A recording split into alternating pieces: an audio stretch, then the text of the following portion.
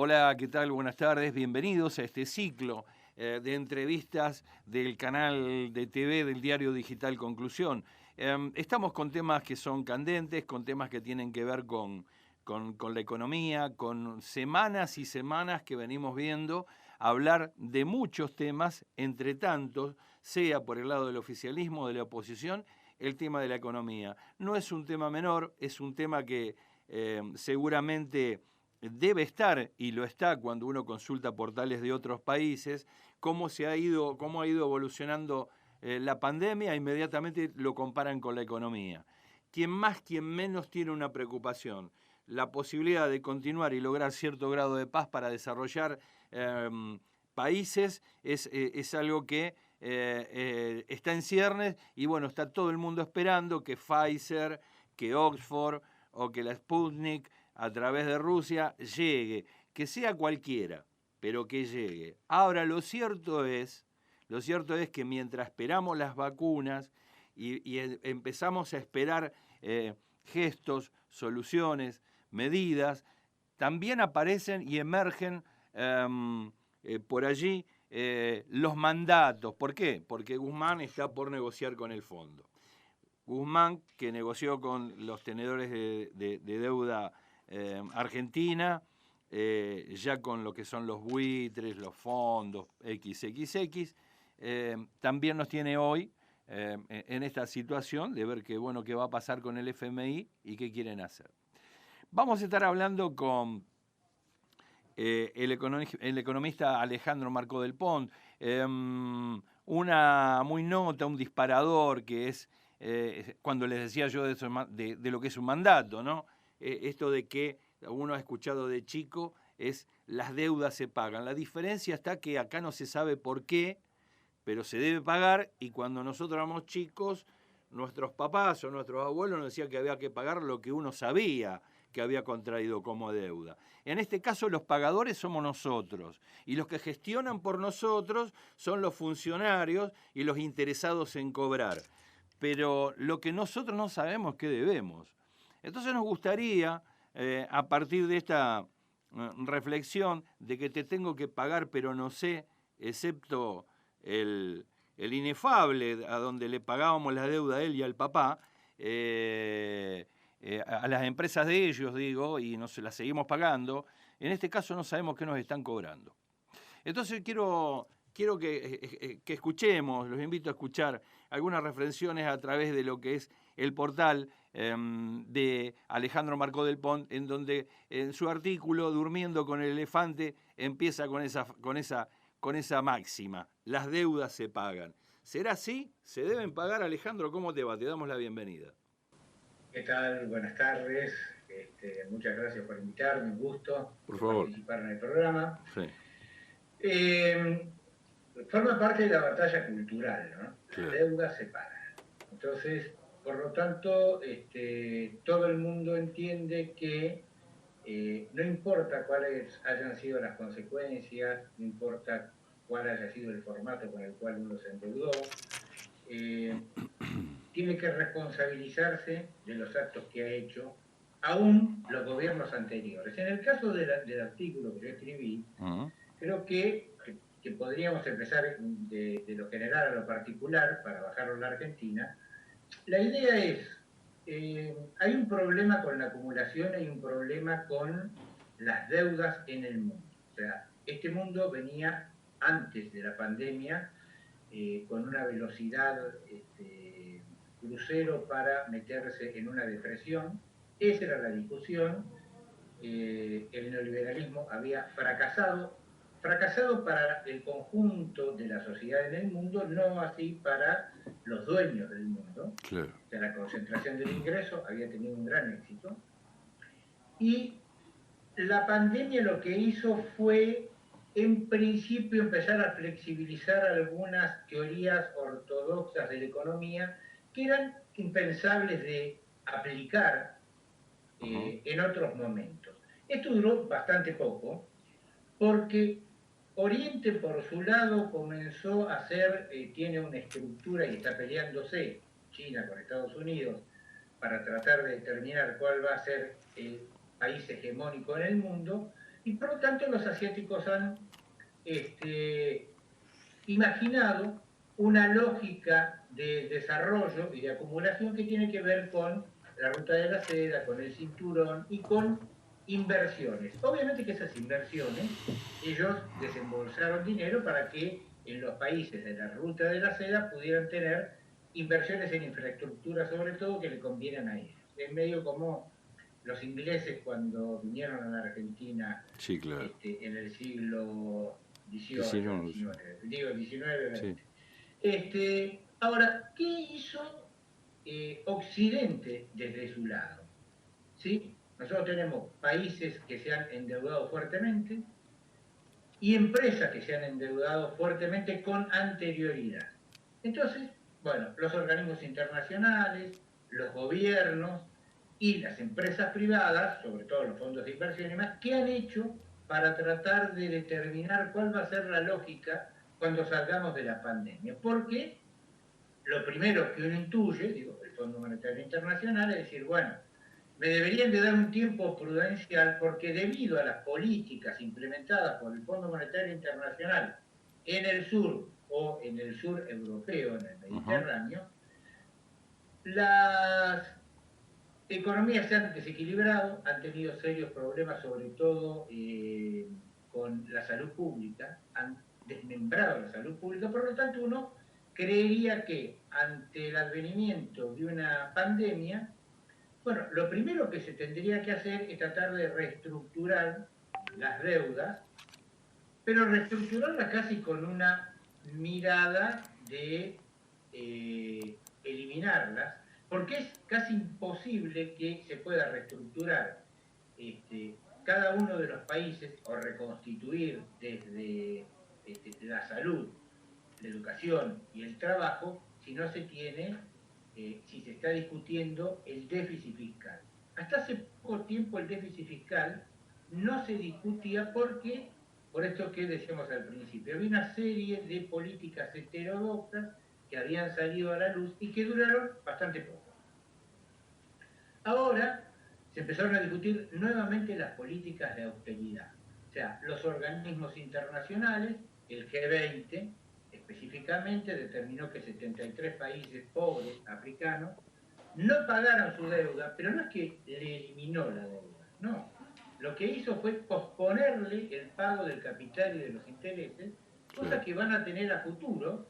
Entonces, esto pareciera ser que no tiene sentido, o por lo menos Occidente no ha ideado algún plan, o no se puede, algún plan alternativo para poder darle aire a los países, porque en realidad la lógica que están teniendo es una lógica que va a terminar sumiendo en muchísima mayor pobreza y en mayor marginalidad a la mayoría del mundo. O sea, ¿cómo es posible que, ahora vamos a hablar un poco, cómo es posible que Argentina, un país que tiene 50% de pobres en la actualidad, que según el Instituto Germán Abdala, si la gente volviera a trabajar tendría un 30% de desempleo, estemos discutiendo si tiene que ser el déficit primario, antes del pago de deuda, el 4,5 o el 3,9.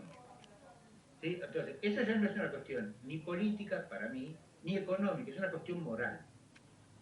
¿Sí? Porque lo que estamos haciendo es dilapidar el futuro de una población para tratar de determinar cómo vamos a financiar, y acá empieza todo el juego de políticas fiscales, cómo vamos a financiar ese problema de déficit que ahora se presenta como un problema y que hace unos meses en realidad se solucionaba con emisión monetaria. Ahora resulta ser que el Fondo Monetario ha determinado que no. Nosotros mismos, pero esto ha sucedido en el mundo, Sí. los presupuestos para el año que viene están solventados, en el caso de la Argentina, el 60% a través de recaudación fiscal y emisión monetaria, Sí. y el otro 40% de ese déficit con deuda, que es lo que se está tomando ahora. Y que es más o menos lo que yo pongo como conclusión en el artículo. Pareciera ser que las deudas no tienen otra forma, debido a que el mecanismo es un mecanismo financiero el que prima y no productivo, no tienen otra forma que las deudas, incrementarlas con otras deudas para que esto siga funcionando. Claro. Porque el modelo de acumulación, que es muy de corto plazo, y es manejado por el sistema financiero, no tiene otra lógica que esa. Ahora, el problema es cómo hace, o esto es una lógica son los países centrales, y una lógica completamente diferente, por ejemplo, en el caso de la Argentina o de Sudamérica, es el caso de la Argentina, de Sudamérica en general, pero de la Argentina en particular, porque la Argentina venía con una caída pronunciada del Producto Bruto, con una desintegración de la economía, con inflación alta y con gran deuda, lo cual encima te obliga a que no puedas tomar deuda a nivel internacional. Bueno, ¿cómo haces para financiar eso? Bueno, el Fondo Monetario ha determinado que, primero, el principio del artículo, las deudas se pagan sin evaluar o auditar dónde está depositado ese dinero de la deuda. Todo el mundo sabe dónde está, o sea, lo que se llama la legitimidad de la deuda. Sí, claro. Para que la gente entienda, la legitimidad de la deuda es, bueno, si uno tiene que responsabilizarse de lo que un gobierno conservador ha hecho, como el gobierno de Macri, entonces lo primero que tendría que mirar es, bueno, si ustedes se endeudaron, tendríamos que ver dónde, porque en puentes, en autopistas, en educación, en algún lado ese dinero tiene que estar. Bueno, en Argentina ese dinero está fuera, con lo cual volvería ilegítima la deuda contraída. Pero bueno, como esto no se quiere discutir, el problema es cómo hacer para pagarla. Claro. Bueno, ¿cómo hacer para pagarla? Pareciera ser de que en realidad es cómo hacer para financiar este déficit, y que este déficit, el mismo Fondo Monetario Internacional lo está diciendo en todos los países, que bueno, cóbrenle un poco, por eso yo creo que tiene un guiñe el aporte a las grandes fortunas. En Argentina tiene un guiñe el Fondo Monetario Internacional, es cóbrenle un poco más a las grandes fortunas, a quienes han tenido beneficios extraordinarios, empresas que han tenido beneficios extraordinarios. En Argentina hay varias, que no se las quiere tocar, y pídanle al Banco Mundial y hasta al propio Fondo Monetario Internacional, que nosotros le podríamos pedir 3.500 millones de dólares porque estamos al día y tiene una línea para pandemia, le podríamos pedir, ellos lo que están haciendo es intentando que hagamos todo eso para que, para no emitir. ¿Por qué? Porque consideran que la Argentina no tiene control con su inflación. Y por lo tanto, la emisión en un país extrañamente parado puede llegar a generar inflación, lo cual llevaría a pensar cómo es posible que un país que ha perdido su capacidad de consumo, un país que tiene todos los bienes congelados, o sea, artículos de primera necesidad están congelados, la energía está congelada, el transporte público está congelado, ¿cómo es posible que tengamos los niveles de inflación que tenemos? Bien. Entonces, ahora, sí. No, quería preguntarte en este sentido porque pareciera ser que de alguna manera, si bien se dijo y el oficialismo así lo reconoció en diciembre respecto de que se iban a pagar las deudas, el tema está en que alguna situación en el mundo cambió, que se sigue pensando inercialmente en términos del viejo mundo, que no quiere decir que ahora sea nuevo, pero con una transición que no se sabe hacia dónde va a ir. Pero se lo sigue pensando en términos de compromiso, como si vamos a estar dando una respuesta a ese pasado que tendremos que dejar porque ya transcurre el tiempo, y se quedan pensando en ese pasado mientras el mundo está cambiando para otra cosa. Entonces, es decir, uno le da la sensación de que cuando tiene un hijo, cree que le va a tener que comprar al hijo a los 10 años un talle de zapatilla o zapato, y a los 15 uno más grande, no uno más chico. Entonces son desconcertantes y hasta me da la sensación, y esto corre por mi cuenta, que nos vuelven a tomar de estúpidos. Los desquiciados existenciales que tomaron la deuda en los últimos 4 años, ¿sí? Están allí. Habría que averiguar algunas cositas, pero de ahí a que nos hagamos cargo, es decir, señores, esos muchachos tienen que ponerlos en algún lugar. Decía, nosotros no tenemos por qué ser ni los psicólogos, psiquiatras o carceleros, que lo defina alguien. Sí, yo creo que la lógica... Entramos en la locura de lo que nos dejaron, digo. Sí, sí. Primero, lo que vos dijiste acerca de seguir con un mismo relato como si no hubiera habido una pandemia y el mercado de capitales y el sistema financiero mundial no hubieran cambiado. Uh-huh. Que, digo, es extraño. Una de las cosas extrañas es por qué negociar en el momento en que estás negociando, cuando todo parecería indicar que las expectativas de que, te digo, en cuestiones de empresas privadas haya quiebras masivas en países desarrollados, no acá, son bastante altas, porque en realidad las propias empresas habían tenido incentivos para invertir a través de bonos del tesoro y ahora lo único que están haciendo es recomprando sus acciones para no quebrar porque no pueden obtener beneficios. O sea, uno de los problemas es, nadie sabe qué va a pasar, por eso con esto, nadie sabe qué va a pasar con esta deuda latente que no estamos afrontando desde Occidente, ni los organismos internacionales, ni los gobiernos, porque tampoco se sabe qué es lo que, digo, cuando vos decís, ¿por qué nosotros estamos negociando? Bueno, yo creo que hay una lógica que es la que vos decís, es como si fuera la lógica del muro de Berlín. Pareciera ser de que todavía existe dos mundos completamente diferentes cuando el muro de Berlín se cayó. Pero es mucho más fácil de ver así. Ojo que es hasta seductor poder analizar con lo que uno ha tenido siempre a la mano y no con cosas nuevas. ¿Por qué? Porque realmente es muy extraño que uno no pueda sentarse con un Fondo Monetario Internacional que le han pedido los países del mundo que libere DEC, que son las monedas de pago del Fondo Monetario Internacional, que le tiene que pedir permiso a los Estados Unidos para que dé liquidez y el comercio mundial empiece a funcionar otra vez. Bueno, estamos entrampados en que el gobierno norteamericano no se sabe quién es el que va a gobernar todavía, claro, más de que haya ganado Biden, por lo tanto tampoco se sabe cuál es el apoyo que se le vaya a dar a los organismos internacionales, por lo tanto tampoco se sabe qué es lo que va a hacer la Reserva Federal en cuanto a los incentivos para las empresas privadas. Entonces es bastante dislocado el sistema financiero internacional. Negociar en ese sistema financiero internacional es muy raro porque nadie sabe hasta dónde va a ir el mundo.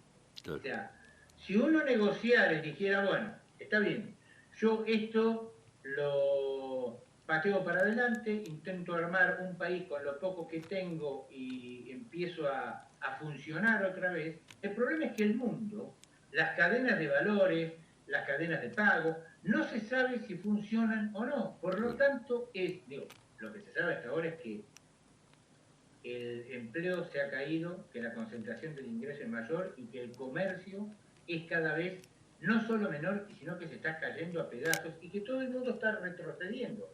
Por lo tanto, la capacidad que vos puedas tener de afrontar gastos internos para impulsar la economía y pagar externamente es bastante discutible. Pero yo lo que creo es que el gobierno argentino está en una etapa en donde cree que el financiamiento estatal ha corrido en el año 2020 y que en el año 2021 va a venir la inversión privada a darle un empujón a la economía, cosa que no ha pasado en la historia de la economía argentina. Uh-huh.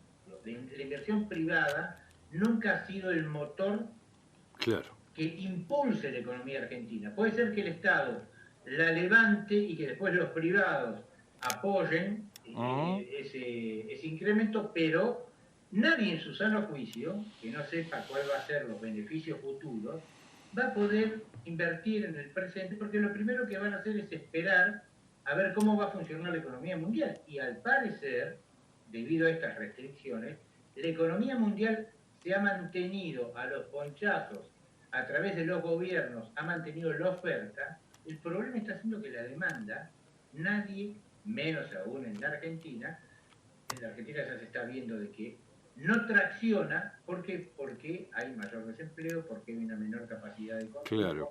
porque la inflación se ha comido la capacidad de consumo. Bueno, entonces es muy difícil que aunque vos mantengas la oferta, la demanda te siga porque no tenés cómo hacer para que te siga. Se entiende. Ahora, esto es un poco, digamos, en distintos tiempos. ¿Qué es lo que pasa? Que cómo evoluciona, por allí me da la idea que es como una suerte de qué óptica tenemos. Y me da la sensación que hay cierto grado de infantilismo, no diría, ingenuidad, porque da la sensación que nos están corriendo con los fantasmas. ¿Viste cuando de chicos te decían que había un fantasma, un cuco? Y resulta que creemos que tenemos los pantalones largos puestos y resulta de que cuando nos hablan del cuco que nos hablaban a los 5 años, volvemos a asustarnos, da esa impresión, ¿no? Porque vienen los aprietes del cuco malo del norte y entonces actuamos como chicos de 5 años y no con la edad que tenemos. Entonces, esta falta me parece es una, a ver, una metáfora burda, ¿no es cierto? Pero digo, ¿qué me venía a correr con el miedo de antes si el cuco ese que vos me planteaste hace tanto tiempo ya no es el mismo? Y no parece ser que tenga los dientes tan afilados. Y además, por más que los tenga, no sé qué alcance va a tener, porque me parece que el cuco a lo mejor era de barro y le está lloviendo fuerte. Entonces digo, ¿qué le está pasando a la clase dirigente? Se ataja por las dudas, teme por los aportes de campaña, teme por no sé, por tantas cosas, puede ser, digo en general. Esto no está mal lo que estoy diciendo, pero cuidado, que no nos lleven puesto a nosotros, porque no es la campaña nuestra, lo que tenemos que comer somos nosotros. Sí, yo estoy completamente de acuerdo con vos. Es una de las cosas que hay que analizar, lo que vos dijiste, muchas veces yo lo repetí, que una cosa son fantasmas y otra cosa son sábanas. Claro. Y uno debería de testear cuáles son sábanas y cuáles son fantasmas. Claro, porque en realidad no todos tienen que ser fantasmas. No, por supuesto. Lo que sí es cierto que a mí me llama poderosamente la atención, y si algún día logro desatar ese nudo, es que a mí me está dando la sensación de que hay una disociación entre la sociedad y la dirigencia, pero a nivel mundial. Sí, claro. Pareciera ser de que los dirigentes no decodifican lo que la gente les está diciendo. No sé si es una cuestión generacional, pero es cierto lo que vos decís, o sea, pareciera ser de que se siguen evaluando las cosas como si estuvieras en los 70, en los 80, en los 90, y eso no sucede más. Por lo que digo, se ha modificado la familia, se ha modificado la estructura societaria, la sociedad en general es otra completamente diferente, y por lo tanto me parece que llama poderosamente la atención que no haya respuestas o que se analice con un manual que ya no está más. Yo estoy completamente de acuerdo con vos, es más, hay mucho de las elecciones norteamericanas que está empezando a llamar la atención, sobre todo el sur de Estados Unidos, pegado a México, que nadie puede entender por qué en El Paso, Texas, en donde te matan a palo la migra, los mexicanos votaron a Trump. Claro. Bueno, porque hay una serie de preceptos y de decodificaciones que pareciera ser que vamos a tener que empezar a aprender, como con Bolsonaro, negros en Brasil, o como gente que haya votado a Macri en la Argentina y que tenga el mismo discurso que tienen un alemán en contra de la vacuna. Claro. Pero esas cosas me parece que hay que empezar a decodificarlas, y yo sí creo, y adhiero con lo que vos decís, que me parece que este gobierno debería de empezar a testear es cuáles son los fantasmas y cuáles son las armas. Claro. Por lo menos para saber. Sí, sí. Porque, bueno, por allí descubrimos que no tenemos que hacer un esfuerzo tan grande. No lo sé. Sería bueno empezar a transitar el camino, coincido con vos, para dirimir.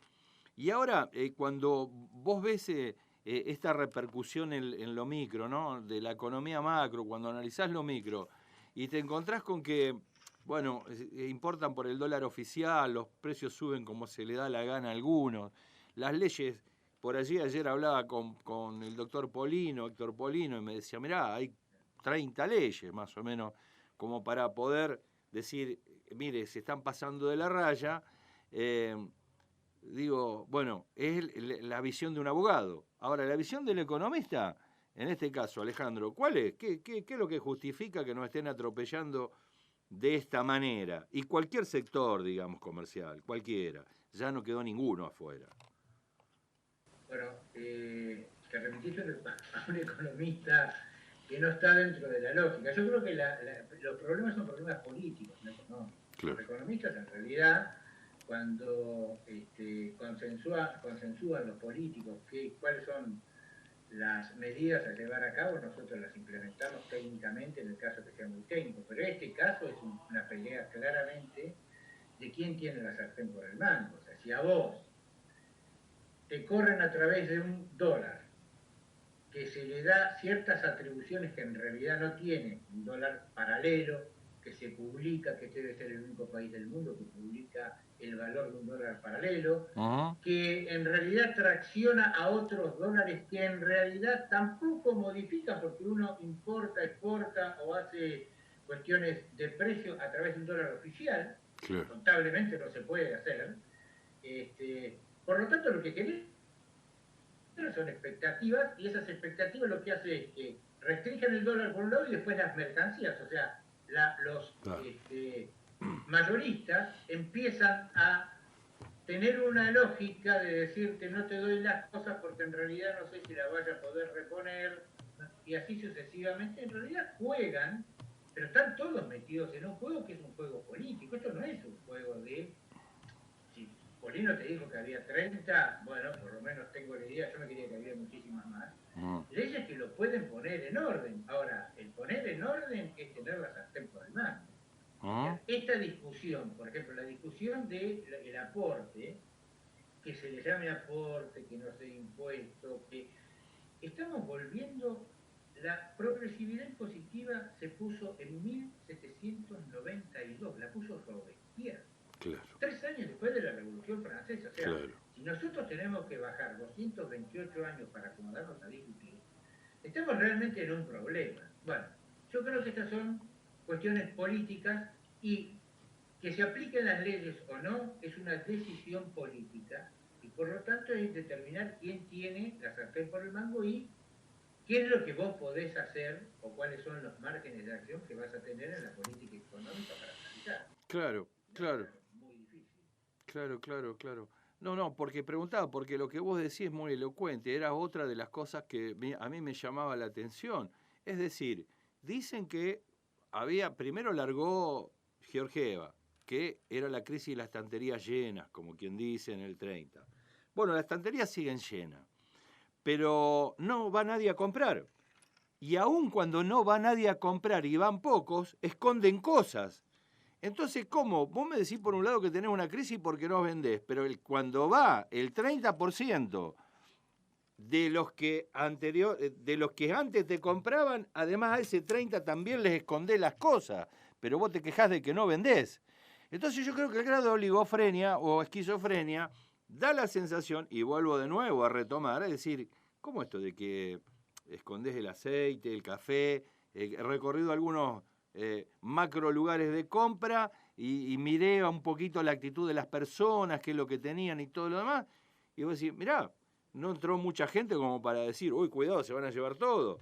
Y sin embargo no había, incluso artículos que no había, era una cosa muy grande, digo, no habrá habido más de 50 personas cuando uno recorría esos lugares y había 1000. Y entonces vos decís, y a eso también se lo esconden a los 30. Entonces, ¿cómo es la lógica esta? Vos no querés vender. La lógica es una lógica que no se ha definido el valor real que tiene que tener el tipo de cambio. O sea, acá, entre el agro y la industria, no ha habido ningún ganador. Eso lo dice Portantiero, que no ha habido ningún ganador, y esto tiene serios inconvenientes. Claro. Ahora, lo que pasa es que hay lugares en común que están juntos, y por lo tanto los devaluadores y los vendedores están en el mismo lugar. Claro. Entonces, bueno, yo creo que son cuestiones políticas. Esto no son cuestiones económicas. Puede ser de que si vos le ponés un plan económico, lo cual es bastante clásico, pero para Digo, para que uno pudiera hacer un plan económico tiene que tener una visión de país inserto en el mundo, una visión de lo que va a venir en el mundo y qué es lo que vas a hacer vos internamente. Claro. ¿Sí? Bueno, ellos parecieran ser de que lo que están queriendo es que uno haga, discuten el presupuesto antes de que el presupuesto suceda, que en realidad lo que hace es quién va a pagar, quién no va a pagar. Claro. Bueno, me parece que hay que disciplinarlos con eso porque, y no es necesario en estos países tener una visión de futuro, porque menos ahora, porque uno no sabe a dónde va el mundo. Claro. Entonces, bueno, ahora sí lo que tiene que saber es cómo va a estar el sector externo y qué tipo de cambio vas a tener, qué vas a hacer con ese tipo de cambio, cómo lo vas a distribuir, qué injerencia tiene ese tipo de cambio en los bienes internos, porque si vos quitas las retenciones, estás devaluando y por lo tanto los bienes internamente van a aumentar y eso va a hacer que el poder adquisitivo de las personas, que ya de hecho es bastante malo, porque venimos de 4 años de pérdida de poder adquisitivo, sea cada vez menor y la atracción de la demanda sea cada vez menos o tenga un menor poder, lo cual va a traer más problemas. Daría la sensación de que están esperando de que esto se reconstituye un poco, que eso va a suceder inevitablemente, va a haber un rebote, el problema es para cuánto. Digo, claro. Con el menemismo crecíamos al 9%, el 50% de la población era pobre y teníamos 24% de desempleo. Claro. El problema es quiénes están adentro del país que están mirando. Yo no creo que este gobierno quiera eso. Ahora, claro. sí creo en lo que vos decís, tienen tantas precauciones acerca de la disparidad de fuerzas que no intentan testear si las sábanas son sábanas o son fantasmas. Claro. Escuchábamos a Alejandro Marcó del Pont. Todo nació a partir de otro de los tantos artículos que compartió con nosotros, que tiene que ver con lo que es el Tábano Economista. Evidentemente están pasando cosas, no sé si se están viendo todas, no sé si se tiene ánimo de querer verla, no sé si estamos en la apreciación justa, porque también hay a lo mejor tiempos, situaciones que uno desconoce, pero que le gustaría conocer o que le gustaría saber por qué uno tiene que estar mirando cómo se dan respuestas que uno no se explica. Y que de alguna manera que estaría bueno que alguien crea de que estamos aptos para entender, que cierto grado de raciocinio guardamos y que además si se nos contara por qué es necesario todo esto, podríamos llegar a lo mejor a acompañar y a proponer cosas. Pero bueno, nosotros también sabemos de las dificultades. Sin embargo, tratamos de azuzar un poco, zamarrear el árbol y ver qué es lo que cae de eso, como para darnos cuenta en qué tiempo de maduración están las cosas, porque no todo está dicho y no todo se está diciendo. Pero bueno, son cosas que pasan, son los tiempos de la periferia, son los tiempos de los países dependientes como el nuestro, nos guste o no, somos eso, un país dependiente. Mientras tanto no salgamos de esa situación, serán muchas las libertades que no tengamos, ni para soñar, ni para poder llevar adelante nuestros planes. Pero de todas formas sí, con la avidez de todo ser humano de seguir en términos de vida, buscando la posibilidad de reafirmar el hecho de ser lo que somos, como argentinos lo digo, por supuesto. Así que bueno, gracias por habernos acompañado desde aquí, desde el canal de TV del Diario Digital Conclusión. Tanto Sebastián Moreno como Aldo Batizacco te dicen que nos vemos en el próximo capítulo. Hasta luego.